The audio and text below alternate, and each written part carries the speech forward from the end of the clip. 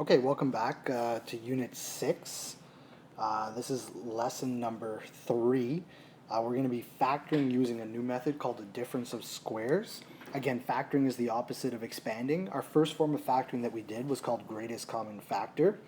Just as a quick little review about greatest common factor, you can't use it on monomials. There has to be two or more terms that are present. The greatest common factor has to be applied to all of the terms inside that polynomial. And the greatest common factor can just be a number or a letter, or it can be both that are coming out or dividing out of that expression. So if we do a quick review here, we've got 10, 15, and 20. We're going to try the smallest number, 10. And it does go into a 20, it does go into a 10, but it doesn't evenly go into a 15. It produces a decimal. So we have to look at our multiplication table and look at 10 and see what else divides evenly into it. The next biggest number that goes into a 10, we could say a 2, right? Like I know 10 divided by 2 is 5, sure, but that's not the next biggest number. The next biggest number that goes in, looking at that multiplication table, is a 5, which does go into a 15 and into a 20. So then the greatest common factor as far as the coefficient is concerned is the 5. Now we'll look at the letters. 1x, 2x, 3x. 1x is the lowest, so 1x can come out. Then we'll look at the other ones. 1y, no y, no y. No y's can come out. Why can't any y's come out? Because the first term and last term don't have any y's to be able to take a y away from. Imagine trying to go up to these terms, to the 10x, and asking them to, hey, give me a y. They don't have it, so you can't take any away. So 5x is at the front. That's called my greatest common factor. Now we're going to divide each of these terms and write them in. 10 divided by 5 is 2. There used to be 1x. Now there's not any more x's because the 1x is on the outside. You took that 1x away. 15 divided by 5 is 3. There used to be 2 x's. Now there's 1x. There's still a y there because we didn't take any y's away. Now we've got 20 divided by 5, which is 4. And there are 3 x's. Then we took 1 away, so now there are 2 x's. So that's called greatest common factor. That's always the first form of factoring that we're going to be using. But now, if we can't use greatest common factor, what else can we do? Well, there's another method that we're going to look at, and it's called a difference of squares. And a difference of squares has to have the following 3 requirements. 1, 2, 3. And this will be on a test to ask you what those 3 requirements are. First of all, there can only be 2 terms, so it has to be a binomial. Second is that there has to be a subtraction sign in between those 2 terms. That's why it's called a difference of. And now, what are squares? Anything that you can take a square root of. So the third part is that both of those terms, you have to be able to square root them and produce an even or a whole number. So let's see if the first one has these 3 requirements. Are there 2 terms? 1, 2. Is there a minus sign? Check. Can you square root an x squared? Can you square root a 25? Yes. The x squared, you multiply them by x by itself twice. 25, the square root of 25 is 5 times 5. So now all we have to do is set up 2 brackets, which I have here. The first bracket with a plus sign, the second bracket with a minus sign, and then we'll write the first term and the second term in their placeholders. So the square root of x squared is x. That's the first one.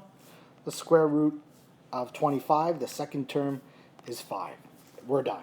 It's the easiest form of factoring. I love greatest common factor. So now let's practice. Let's look at the following examples. We know that we're always going to try greatest common factor first. I've got a 1 and an 81. Can I take out a 1? Will it change anything? No. I've got 2 x's and no x's. Can I take out an x? No. So I tried to use greatest common factor. I'm always going to try to use greatest common factor, but I can't. So then I'm going to try to use a difference of squares. 2 terms, minus sign. Can I square root x squared? Yes. Can I square root 81? Yes. So then you just set up 2 brackets. Plus sign, minus sign. The square root of x squared is x. Write that in first. Square root of 81 is 9. Write that in second. You're done. Let's move on and look at the next example. Try greatest common factor. You'll see that nothing can come out. I've already tried it. So now I'm going to write my two brackets, plus and minus, because I have two terms with a minus sign, and I can square root both of them. So what's the square root of 81p squared? It's 9p. 9p. What's the square root of 49? 7. Done. Next. 8 squared minus 50. Oh, so 8 squared minus 50. 8 doesn't go into 50, but there is another number that does. And that's, I could try 4. That doesn't work. But how about 2? Yeah, 2 goes in. What I have to make sure that I try to do first is always greatest common factor. So that means I'm going to be taking a 2 out. And now I'm going to be left with 4x squared minus 25. Because if I tried to square root this, it wouldn't work. But by looking at this, I can see that I've got two terms with a minus sign. So I'm probably trying to get you to use difference of squares by doing greatest common factor first. Because now that I look that I did greatest common factor, could I use a difference of squares inside my bracket? Yeah, I can. I can square root 4 and I can square root 25, where before I was not able to. So that means I'm going to separate my two brackets here. The square root, put a plus, put a minus. The square root of 4, x squared is 2x. The square root of 25 is 5. So this is the hardest example that we can do for greatest common factor and difference of squares, because we're combining both of them together. Remember, it's not just one or another when it comes to factoring. You have to try to keep factoring as far as you can and use different forms of factoring. So let's check out this next one. 36 and a d squared. So there's no greatest common factor for this one. And I can square root both of those terms. So plus and minus. The square root of 36 is 6. The square root of d squared is d. Now let's check out this one. Is there a greatest common factor? I've got a 1, so no. There's no r over here with this one, so no r. So there is no greatest common factor. So let me try to use a difference of squares. Can I square root the first term? Yeah. Can I square root the second? Sure. Are there two terms? Yeah. But is there a minus sign? No. So can you factor this?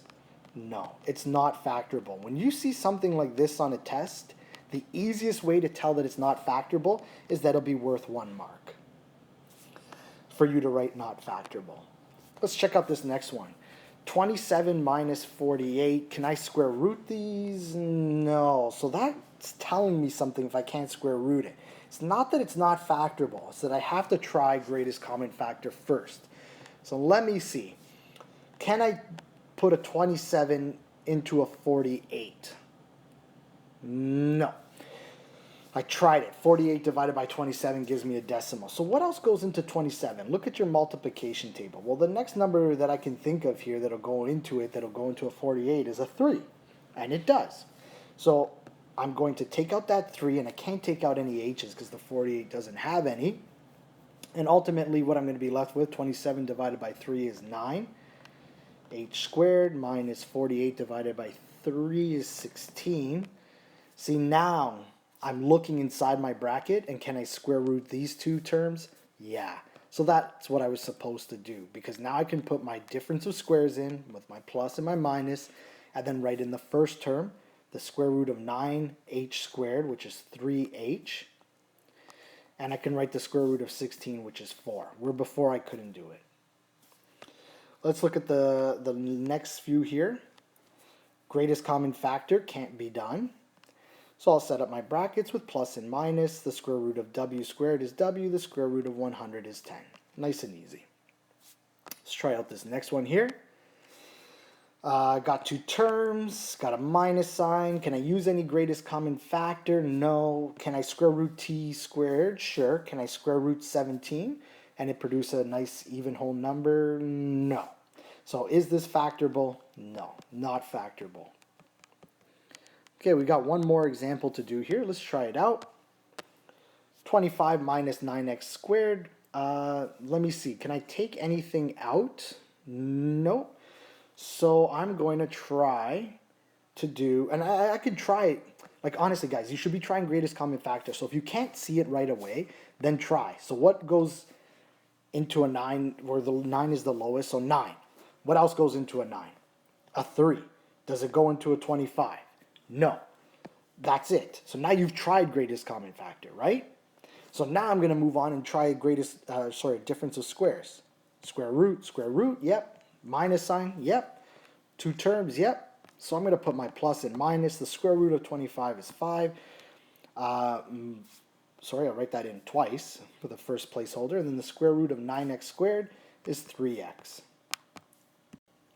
Okay, now the next example here, this word problem, we're going to save word problems till the end if we are going to do them. Right now I'm just trying to cover the overall expectations of the course, which one of them, or the most important part here, is learning how to factoring. So I really want you to practice factoring.